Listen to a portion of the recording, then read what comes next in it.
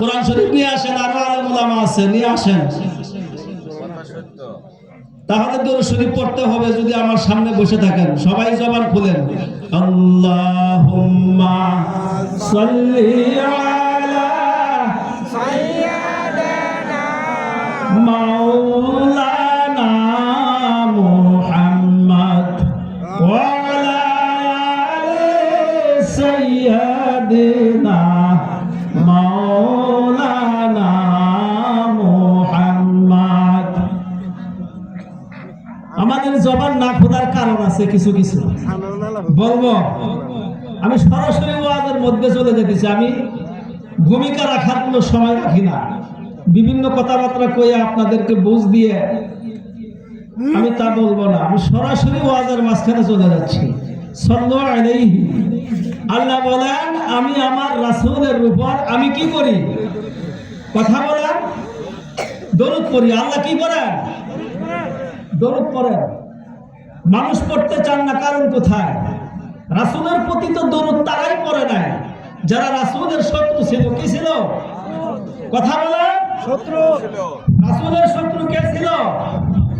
আবু জাহেল, আবু সুফিয়ান, শাইবা, উতবা, আরো বড় বড় কাফের ছিল। ওদের চেয়ে কি আমরা বড়? কারণ কথা বলে, আবু সুফিয়ান, আবু জাহেল, উতবা, শাইবা আমার নবী মুহাম্মদুর রাসূলুল্লাহ সাল্লাল্লাহু আলাইহি ওয়াসাল্লাম তাও কইতেন না। এটা চলবা? সাল্লাল্লাহু আলাইহি ওয়াসাল্লাম এটা কি বলা চলবা? আপনাদের দেখা যায় ক্লাসের মতন পড়ানো লাগতেছে। এই ওয়াজ করবার এসে যদি ক্লাস করি তো আর এক জ্বালা। ওয়াজ খাবেন কোন সময়, ক্লাস করবেন কোন সময়? সাল্লাল্লাহু আলাইহি ওয়াসাল্লাম তাসলিমা, এটা কোরআনের ভাষা। আর সাল্লাল্লাহু আলাইহি ওয়াসাল্লাম এটা রাসূলের কি? দরুদ শরীফ। রাসূল আরবি মুহাম্মদুর রাসূলুল্লাহ সাল্লাল্লাহু আলাইহি ওয়াসাল্লাম উনি বলেছেন ওনার পাক পবিত্র জবান দিয়া ওহীর খবর উনি মানুষের কাছে প্রকাশ করছেন। যারা আমি রাসূলের নাম শোনার পর আমার প্রতি দরুদ পড়ল না তারা ধ্বংস হয়ে যায়। জিজ্ঞাসা করেন আলেমদেরকে, আমরা কি ধ্বংস চাই না শান্তি চাই? শান্তি চাই। এ ভাই কোন দিক তাকায় আছেন আপনার? বক্তা ওই দিক নাই দিক, আমার দিকে তাকান।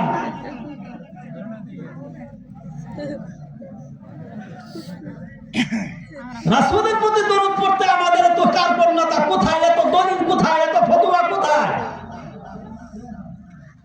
আবার জবান খুলে বলি সাল্লাল্লাহু আলাইহি ওয়াসাল্লাম, সাল্লাল্লাহু আলাইহি ওয়াসাল্লাম।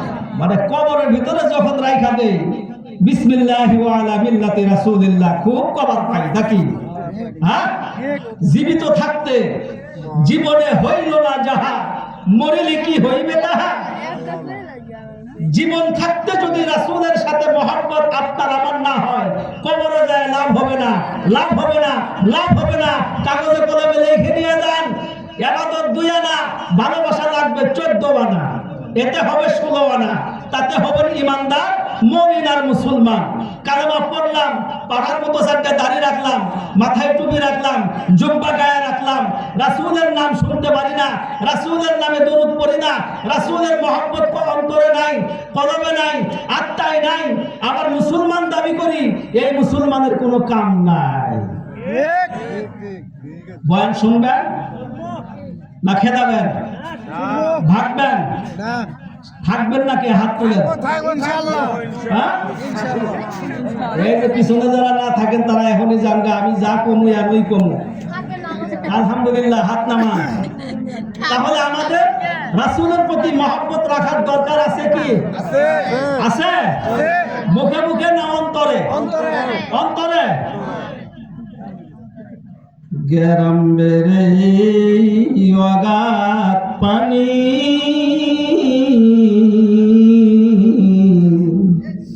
নাই কিনারা নারা নাই তরণী পারে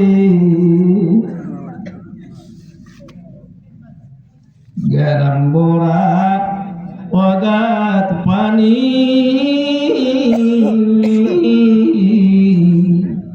নাই কিনারা নাই তরণী পারে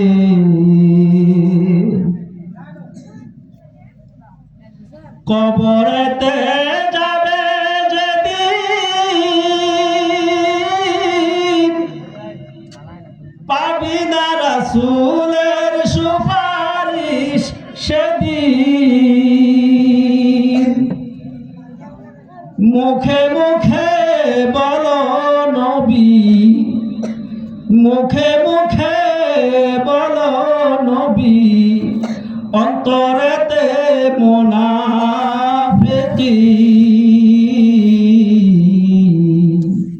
সেই দিন কি রাসূল পাবি দরুদ পড়তে এতই লজ্জা হয়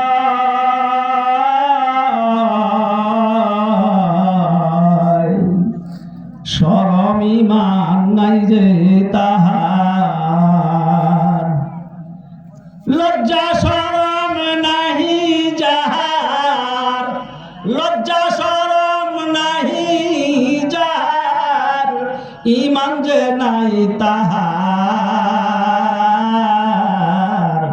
নাই কিনারা নাই তরণী পারে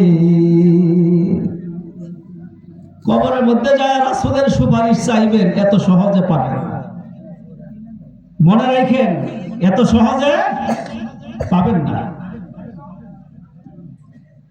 ও মুসলমান মুসলমান দাবি করো জবান দিয়ে করলে হবে না অন্তর দিয়ে করতে হবে আমি মুসলমান অন্তর দিয়ে ভালোবাসতে হবে আমি মুসলমান অন্তর দিয়ে বিশ্বাস করতে হবে নবী আমার মুহাম্মদুর রাসূলুল্লাহ এখনো মদিনায় আছে জীবিত হায়াতুন নবী হায়াতুল মুসলিমিন যাকে বলা হয় যদি কারো শক্তি পাওয়ার থাকে মুরাকাবা মুশাহাদা কইরা দেখেন আপনার সালাম রাসূলের কাছে চলে যায় রাসূল সালামের জবাব দেয় বন্ধুরা মুহাম্মদুর রাসূলুল্লাহ সাল্লাল্লাহু আলাইহি ওয়াসাল্লাম দুই জাহানের বাদশা সবাই বলেন সাল্লাল্লাহু আলাইহি ওয়াসাল্লাম সাইয়্যিদুল মুরসালিন খাতামুন নবিয়্যিন রাহমাতাল লিল আলামিন যেই নবীকে দুনিয়ার জমিনে প্রকাশ না করলে কোন মানুষ কোন নবী আকাশ জমিন কোনো কিছুই প্রকাশ হইতো না ঠিক না বেঠিক আওয়াজ দেন ঠিক না বেঠিক বন্ধুরা আমার মুহাম্মদুর রাসূলুল্লাহর ভালোবাসা অন্তরে লাগবে আপনার দাড়ি থাক আর না থাক আপনার জামা জুব্বা থাক আর না থাক মাথায় টুপি থাক আর না থাক পরনে কাপড় আছে না আছে সেইটা বড় বিষয় নাই কিন্তু আগে ঈমান আনতে হবে মুহাম্মদুর রাসূলুল্লাহর প্রতি জোরে কোন সাল্লাল্লাহু আলাইহি ওয়াসাল্লাম আল্লাহর হাবিবের যখন সর্বপ্রথম কালেমার দাওয়াত দিতে গেল সর্বপ্রথম কালেমার দাওয়াত দেওয়ার পর মুসলমান কে হয়েছিল বলেন আরো জোরে বলেন কে হয়েছিল কথা বল না কে আবু বকর সিদ্দিক রাদিয়াল্লাহু তাআলা আনহু বিশ্বের সর্বসেরা সম্মানিত একজন মুসলমান সাহাবী মুহাম্মদুর রাসূলুল্লাহ সাল্লাল্লাহু আলাইহি ওয়াসাল্লামের শ্বশুর হয় এই ভাই কি গো কানের ভিতরে আসে আমার নবী মুহাম্মদুর রাসূলুল্লাহ মদিনায় এখনো শুয়ে আছেন যদি কোনো আসে যদি কোনো প্রেমিক সালাম পৌঁছাইয়া দেয় ওয়া মালাইকাতিহি আল্লাহর ফেরেশতা সালাম নিয়ে রাসূলের রওজার মধ্যে পৌঁছাইয়া দেয় সুবহানাল্লাহ কালকে কইেন সুবহানাল্লাহ আজকে কওয়ার দরকার নাই তো সুবহানাল্লাহ আস্তে কোন সুবহানাল্লাহ আরেকটু আস্তে সুবহানাল্লাহ আরেকটু আস্তে কোন সুবহানাল্লাহ জবান দিয়ে একটু লড়াচড়া করান ইয়াউমাইযিন তুহাদ্দিসু আখবারাহা বিআন্না রাব্বাকা ওয়াহালাহা। কোরআনের আয়াত, শুক্রবার দিন কি করছিল আল্লাহ? ভূমিকম্প দিছিল, নামাজের আগে কি করছেন? যদি আর 1 মিনিট বেশি হয়তো তাই তো পাদাবাদি আমাদের শুরু হয়ে যাইতো, তাই না? অনেকে তো আল্লাহ বিল্লাহ শুরু করছিলাম, তাই না? এখন একটু আল্লাহর নাম কইতে কোন জায়গায় বেতালটা কম দেখি, বিপদ গেছে গা, তাই না? আমরা হইলাম জ্যৈষ্ঠী মাসে বৈশাখ মাসে মুসলমান, আষাঢ় মাসে মুসলমান। কথাটা বেজার হয়ে না, আমি কথা খোলামেলা ভাবে বলি। জ্যৈষ্ঠী মাসে যখন উত্তরে মেঘ করে বাতাস যখন শুরু হয় তখন হু লা ইলাহা ইল্লাল্লাহ মুহাম্মাদুর রাসূলুল্লাহ শুরু করে দেয়। কিন্তু এখন সুখের সময় এসে গেছে, হিমালয় পর্বতের ঠান্ডা বাতাস আসতেছে। বালিজুরি বাজারে যাইয়া, পশ্চিম পাড় সারিয়াকান্দি বাজারে যাইয়া বড় বড় যত বেশি দামের জ্যাকেট আছে, চাদর আছে, শালমাল যা আছে সব কিনে আগে গায়ে দিতেছি। এখন আর আল্লাহর কালামার দরকার নাই। যখন উত্তরে বাতাস, হিমালয় পর্বতের ঠান্ডা দক্ষিণ দিকে আসে তখন শুরু হয়ে যায়, তাই না? কিন্তু এখন আমাদের উচিত সুস্থ সবল অবস্থায় থাকিয়া আল্লাহরে ডাকতে হবে, ঠিক না বেঠে? ডাকবেন কোন কোন ব্যক্তির বলেন তো? রাজি আছে? তাহলে আমার সাথে মুখ লড়াচড়া করবেন, পারবেন তো? ইয়াউমাইযিন তুহাদ্দিসু আখবারাহা। জোরে আওয়াজ দিয়ে বললে কি হয়, না বললে কি হয়, আমি তাই বলবো, শুনবেন? সূরা জিলজালের ভিতরে আয়াতে কারিমা আছে, ইয়াউমাইযিন তুহাদ্দিসু আখবারাহা। হাসরের মাঠে, ময়দানে মহাশরে, বিপদের দিন মানুষের সাক্ষীর বড় অভাব হয়ে যাবে। সাক্ষীর প্রয়োজন হবে। কে কারে সাক্ষী দিয়া জান্নাতে প্রবেশ করাইবে, কে কারে সাক্ষী দিয়া জাহান্নাম থেকে বাঁচাইয়া দিবে। বন্ধুরা আমার, আল্লাহর হাবিব সাল্লাল্লাহু আলাইহি ওয়াসাল্লামের কাছে উম্মতে মুহাম্মাদি ধন্য দিবে, ইয়া রাসূলুল্লাহ, ইয়া হাবিবাল্লাহ, আমাদেরকে জাহান্নাম থেকে বাঁচান। জাহান্নামের আসামি হয়ে গেলাম, জাহান্নাম থেকে আমরা কেমনে বাঁচবো? বন্ধুরা আমার,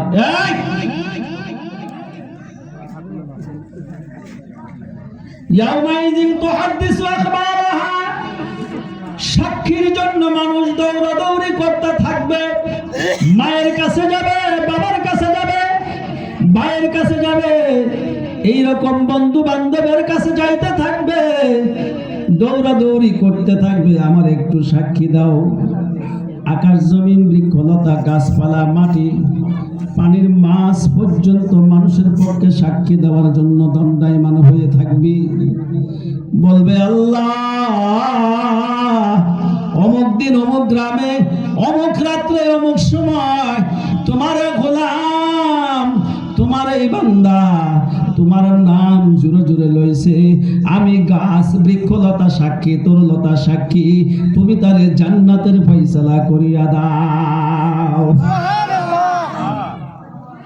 বন্ধুরা আমার, এই যে গাছ দেখা যায়, বেলের গাছ, বিভিন্ন গাছ গাছরা আমাদের চতুর্পাতা পাশে আছে, আছে নাকি?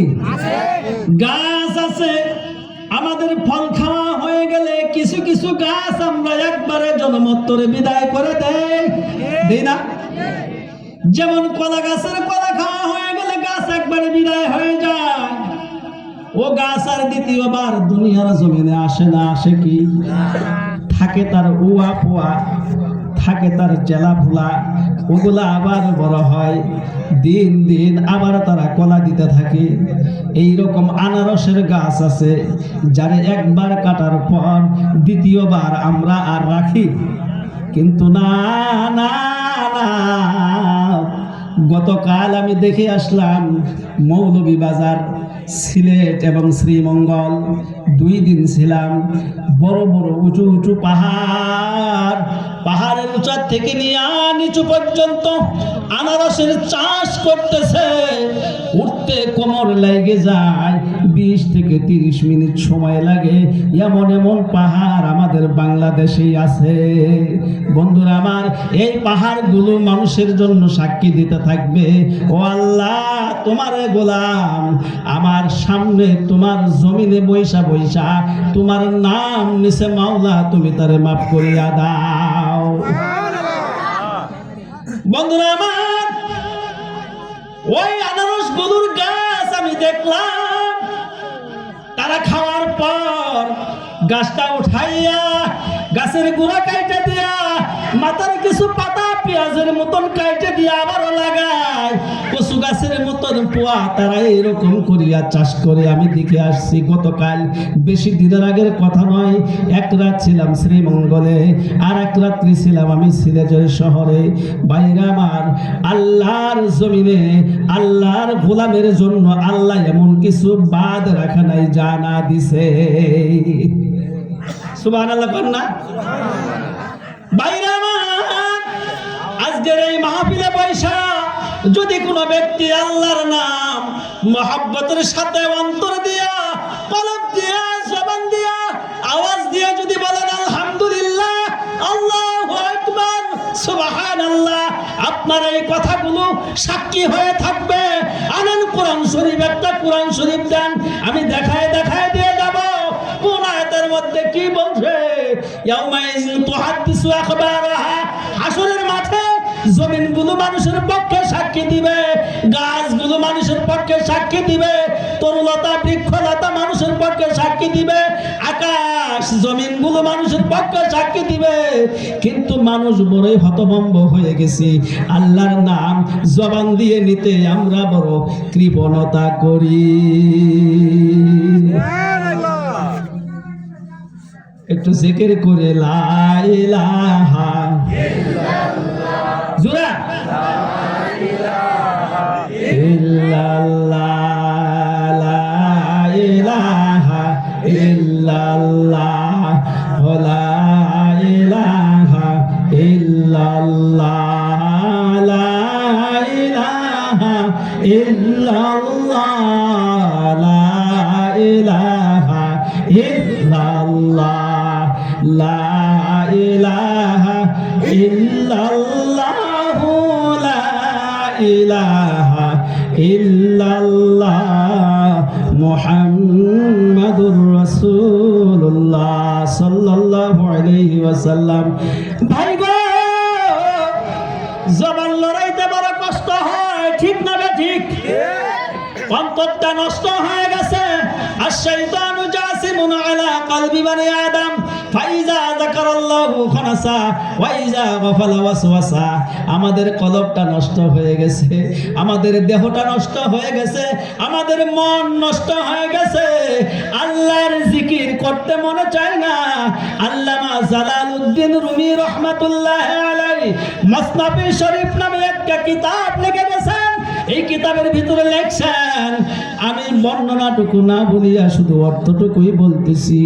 বন্ধুরা আমার, যে এবার অর্থটুকু বলার দরকার আমি মনে করি না, শুধু অর্থটুকুই বলে দেই। যার কলব নষ্ট হয়ে যায়, যার অন্তর নষ্ট হয়ে যায়, যার আত্মাটা নষ্ট হয়ে যায়, কথা বুঝেন, কথা বুঝেন, যার মনটা নষ্ট হয়ে যায়, ওই ব্যক্তির দ্বারা সম্ভব হয় না আল্লাহর জিকির করা, ওই ব্যক্তির দ্বারা সম্ভব হয় না কোরআন তেলাওয়াত করা, ওই ব্যক্তির দ্বারা সম্ভব হয় না নামাজ আদায় করা, ওই ব্যক্তির দ্বারা সম্ভব হয় না আল্লাহর হুকুমের ভালো কাজ করা। এই জন্য জালালউদ্দিন রুমি রাহমাতুল্লাহি আলাইহি মাসনাবি শরীফের ভিতরে লিখছেন, তুমি যদি ভালো হতে চাও তাহলে একজন ভালো মানুষের সঙ্গী হয়ে যাও।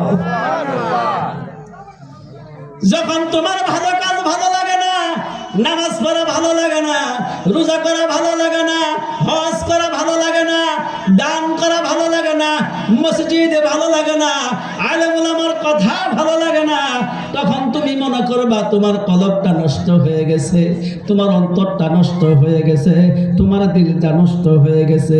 তুমি মনে রাখো তোমার কপালটা পুইরা গেছে, তুমি আর তোমার জবান দিয়া মাওলারে ডাকতে পারবা না।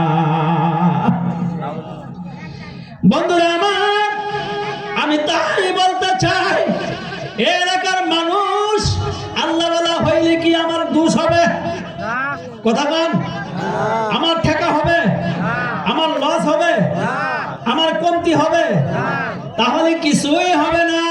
পর্দার আড়ালে মায়েরা আছেন, যদি আপনারা দানবীর হয়ে যান, যদি আপনারা নামাজি হয়ে যান, যদি আপনারা কোরআন তেলাওয়াতকারী হয়ে যান, তাহলে বাংলার কোনো মানুষের সমস্যা হবে না, বরঞ্চ আপনারই ভালো হয়ে যাবে।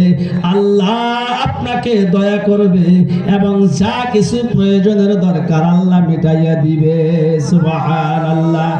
মাইলে মুমিন সোয়ে মুমিন মিশাওয়াদ, মাইলে মুমিন সোয়ে মুমিন মিশাওয়াদ, মাইলে কাফের সোয়ে কাফের মিশাওয়াদ। বাইরে আমার, কামারের কাছে স্বর্ণ যায় না লোহা যায়? আওয়াজ দেন, কথা বলেন না, কারণ কি?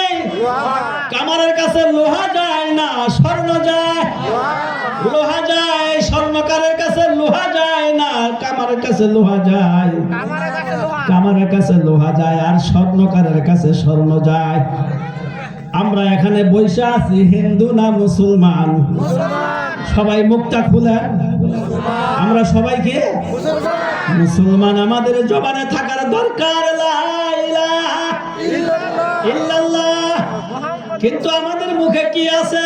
হরে কৃষ্ণ হরে রাম, না পাইলে কি জোরের কাম, হরে কৃষ্ণ হরি আল্লাহ। তাই কই না? লজ্জা করার দরকার। এই যে পূজা হয় লেখে রাজা মুসলমান,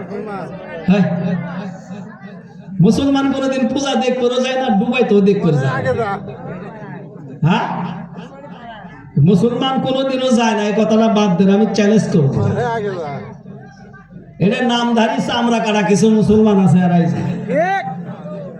বেজার হইলে আমার করার কিছু নাই। আল্লাহ হক মরুন, হক কথা আসলে কি লাগবো?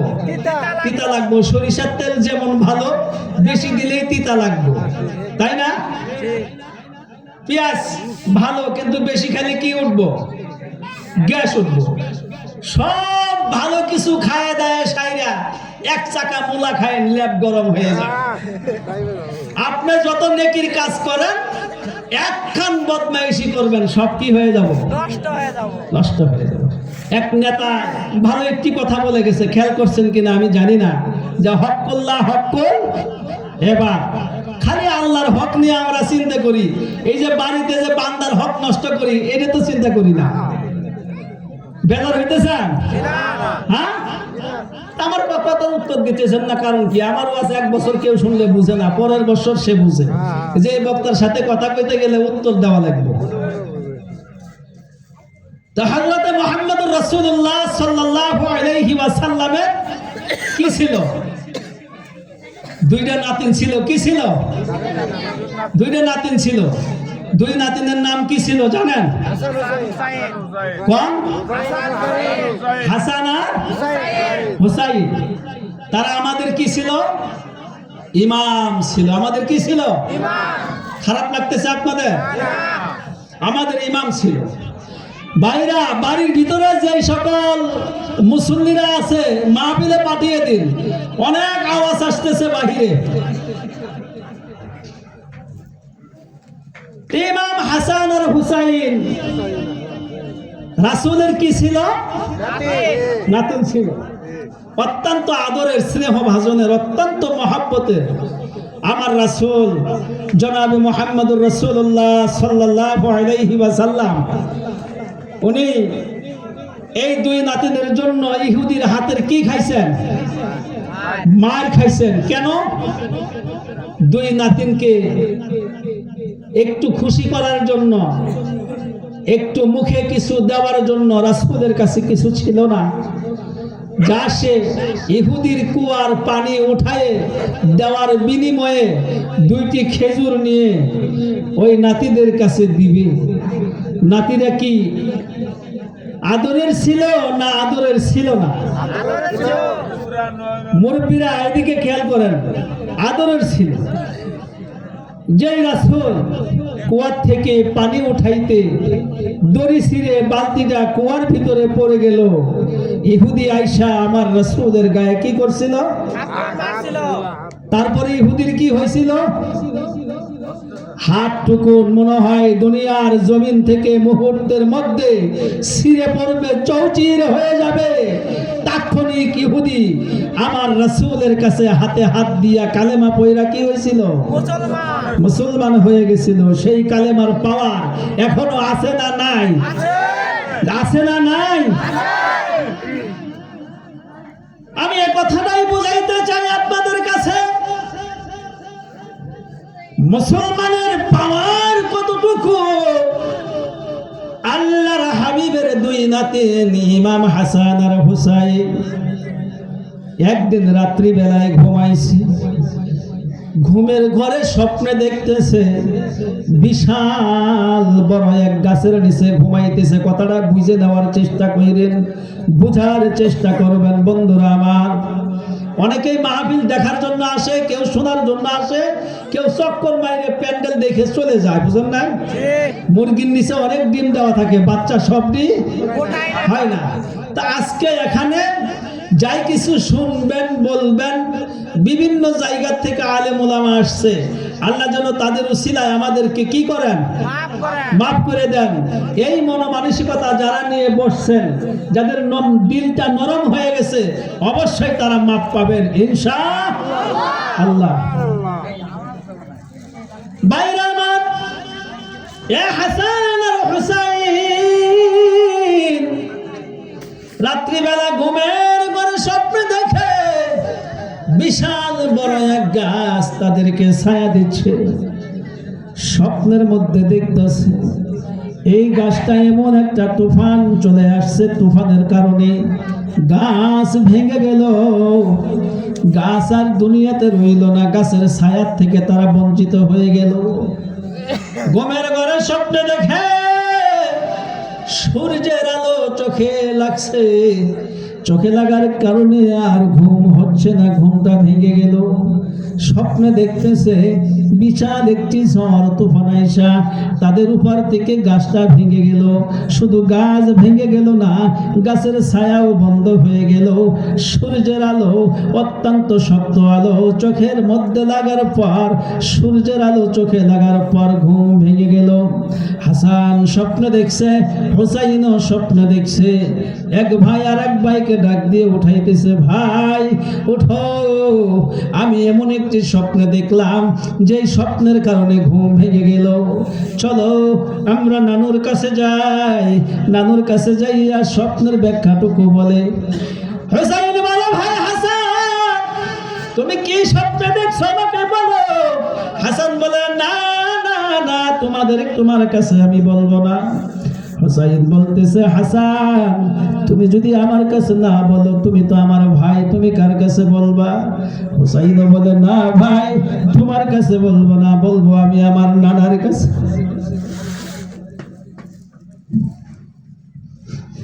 নানার কাছে বলবো।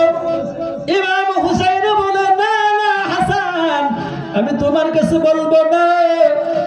এমন একটি স্বপ্ন দেখছি যে স্বপ্ন আর জীবনে কোনোদিন দেখি নাই। বন্ধুরা আবার 2 ভাই ঘুম থেকে উঠে, এক ভাই আর এক ভাইকে গলার মধ্যে হাত লাগাইয়া যাচ্ছে আর চোখের পানি ছাড়ছে, কাঁদতেছে, বলতেছে, ভাই গো এমন স্বপ্ন আর জীবনে কোনোদিন দেখি নাই। আজকে যে স্বপ্নটুকু দেখছি মুহাম্মদুর রাসূলুল্লাহর কাছে যাইয়া বলবো। বন্ধুরা আমার, আল্লাহর রাসূল ঘরের ভিতরে বসে আছে। জিবরাইল আলাইহিস সালাতু ওয়াস সালাম ফেরেশতা আয়েশা আল্লাহর হাবিবকে জানাই দিছে, ও হাবিব আপনার দুই নাতিন আসতেছে, আপনার দুই নাতিন আসতেছে, আপনার কাছে স্বপ্নের তাবির ভেঙে নেওয়ার জন্য আপনি স্বপ্নটুকুন ভেঙে দিয়েন। আল্লাহ প্রশ্ন আউট করে দিল মুহাম্মদের কাছে, কারণ দুই নাতিন আয়েশা নানার কাছে বলবে, ও নানা আমাদের স্বপ্নটুকুন বলে দেন, কারণ আল্লাহর রাসূল ততক্ষণ পর্যন্ত কোনো কথাই বলে নাই, যতক্ষণ পর্যন্ত আল্লাহর ওহী না আসছে ততক্ষণ পর্যন্ত চুপ থাকছে।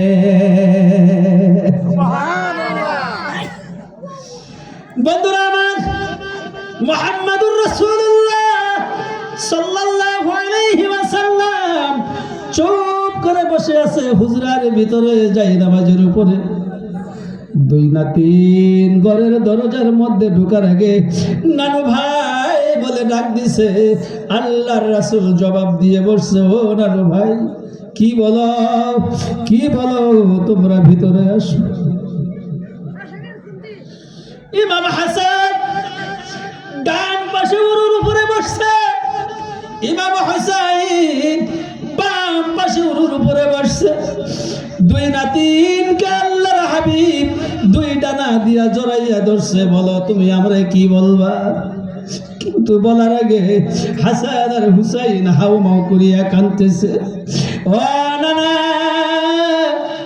জীবনে আমার স্বপ্ন তো আর কোনোদিন দেখি নাই, আজকের যে স্বপ্নগুলো দেখছি নানা গো, তুমি আমাদের স্বপ্নটুকুনে ভেঙে দাও। স্বপ্নের ব্যাখ্যাটুকুন যদি না ভাঙো, আমরা তোমার কাছে তোমার কাজ ছাড়বো না। ইমাম হাসান আর হুসাইন বলতেছিল, ও নানা ঘুমের ঘরে স্বপ্নে দেখলাম বিশাল একটি গাছের নিচে শুয়ে আছি, বিশাল একটি গাছের নিচে শুয়ে আছি। কোথায় থেকে জানি ঝড় তুফান শুরু হয়ে গেল, ঝড় আইসা আমাদের উপর থেকে ওই গাছটা বিদায় হয়ে গেল। গাছের ছায়ার নিচে বড় আরামে ছিলাম, জোরে জোরে বলেন সুবহানাল্লাহ। ওই গাছের ছায়ার নিচে বড় আরামে ছিলাম, বড় শান্তিতে ঘুমাইতেছিলাম।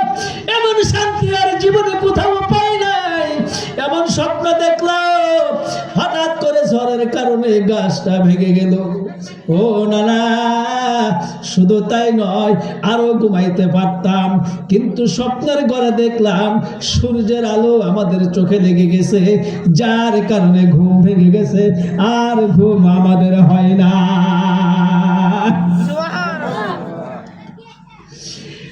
হাসান নানার কাছে এই স্বপ্ন প্রকাশ করার পর আপনার আমার নবী মুহাম্মদুর রাসূলুল্লাহ দুফোঁটা চোখের পানি দুই ধার দিয়ে পড়তেছে, কথা বলে না। কে বলে, ও হুসাইন তুমি কি স্বপ্নে দেখছো? নানার গলা চুমাইয়া ধরছে, গালে চুমাইতেছে, নানু আমার ভাইয়া যেই স্বপ্নের কথা বলছে আমিও তো ওই স্বপ্নই দেখছি, কিন্তু আল্লাহর রাসূল কথা বলতেছে না। চুপচাপ করে মুখখান বন্ধ করে বসে আছেন, শুধু চোখের পানি পরে পরে গাল দাড়ি ভিজে ভিজে বুকে ভিজে গেছে। হাসান আর হুসাইন গলা ছাড়তেছে না, কথা শোনার জন্য আল্লাহর হাবিবকে জড়ায়ে ধরে আছে। আল্লাহর হাবিব বলে, রে নানু ভাই স্বপ্নের কথা কি শোনাই লাগবে? কয় হ্যাঁ হ্যাঁ, এত কষ্ট করে বাড়ি থেকে তোমার বাড়িতে চলে আসছে। ও নানু তুমি কি আমাদেরকে আদর করো না, ভালোবাসো না? কয় হ্যাঁ হ্যাঁ ভালোবাসি, তোমাদেরকে আদর করি, কেন আদর করবো না, কেন ভালোবাসবো না? আল্লাহর হাবিব বলেন, ও নানু গো অচিরেই তোমাদের এই ছায়াটুকুন দুনিয়া থেকে বিদায় হয়ে যাবে। সুবহানাল্লাহ। কি বুঝাইলা? কিছু বুঝছি? যে ছায়া দেখেছে স্বপ্নে, এই ছায়াটাই ছিল কে? মুহাম্মদুর রাসূলুল্লাহ। সবাই বলি সাল্লাল্লাহু আলাইহি ওয়াসাল্লাম। শুধু তাই নয়, তোমাদের উপর থেকে এ গাছের ছায়া বিদায় হয়ে যাবে, অল্প দিনের ভিতরে তোমরা দেখতে পাবা, বুঝতে পারবা ওই যে চোখের মধ্যে আলো লাগছে, সূর্যের আলো, সূর্যের কিরণ লাগছে, ওই সূর্য কিরণ লাগার কারণে তোমাদের ঘুম ভেঙে গেছে। এমনটাই হবে, তোমাদের চোখের সামনে এমন কঠিন আলো এবং হাওয়া আসতে থাকবে যে হাওয়াকে তোমরা অপেক্ষা করতে পারবা না। লা ইলাহা জুরা জুরা জুরা জুরা লা ইলাহা ইল্লাল্লাহ, লা ইলাহা ইল্লাল্লাহ, লা ইলাহা ইল্লাল্লাহ, লা ইল্লাল্লাহু মুহাম্মাদুর রাসূলুল্লাহ সাল্লাল্লাহু আলাইহি ওয়াসাল্লাম। বন্ধুরা আমার, বর্তমান জামানায় ইমানদার কম পাওয়া যায়, ইমানদার কম পাওয়া যায়, ইমানদার কম পাওয়া যায়, ঠিক না বেঠি?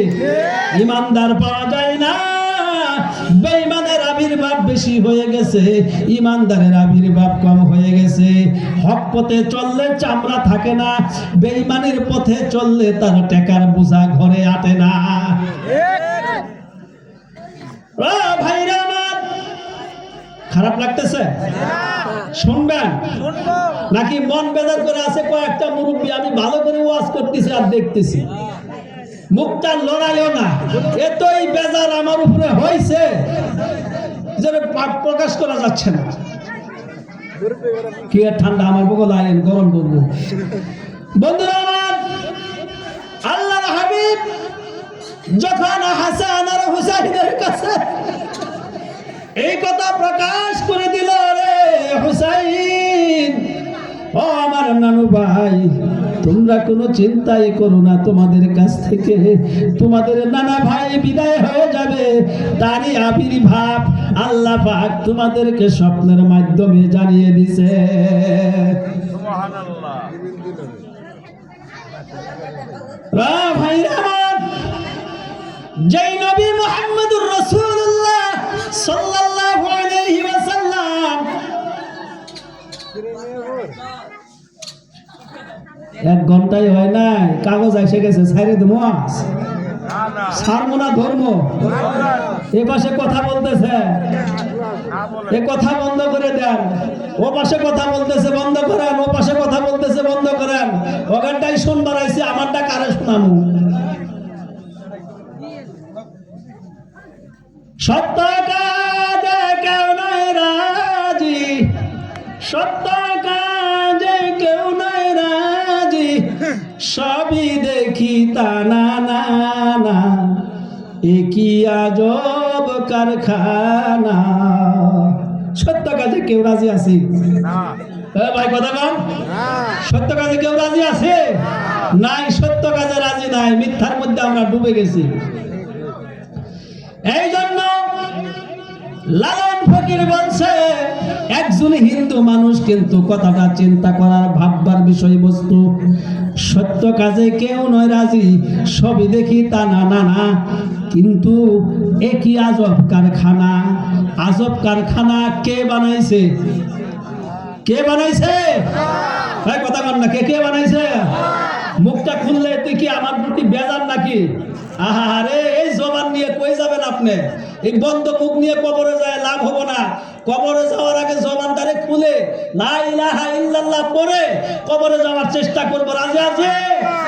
রাজি আছে? হ্যাঁ, এই যে মুখটারে বন্ধ করে রাখছেন, না ভাই ভিতরে আসেন, ভিতরে আসেন, নয় ওখান থেকে সরেন। এই জন্য আমি বলি যে আল্লাহর রাসূল সাল্লাল্লাহু আলাইহি ওয়াসাল্লামের মহব্বত অন্তরে কলিজায় রাখতে রাজি আছি? হ্যাঁ, আজকে যে এই মাহফিল, কিসের উদ্দেশ্যে মাহফিল? পশ্চিম নাংলা আলহাজ সাগর মন্ডলের বাড়ি জামে মসজিদের উন্নয়ন প্রকল্পে ওয়াজ মাহফিল। মসজিদে আমরা কি গান বাজনা করি না ইবাদত বন্দেগী করি? সবাই মুখ খুলে বলবো, কি করা হয়? এ ঘরকে মহব্বত করতে হবে, এ ঘরকে ভালোবাসতে হবে। قال رسول الله صلى الله عليه وسلم عن أنس رضي الله تعالى عنه قال قال رسول الله صلى الله عليه وسلم يقول سبعة يظلهم الله في ظله إلا ظله الإمام العادل والشاب نشأ في عبادة الله ورجل قلبه معلق بالمساجد ورجل تحاب في الله اجتمع على ذلك سورة سبحان الله বুখারী তিরমিজি মুসলিম শরীফের হাদিস।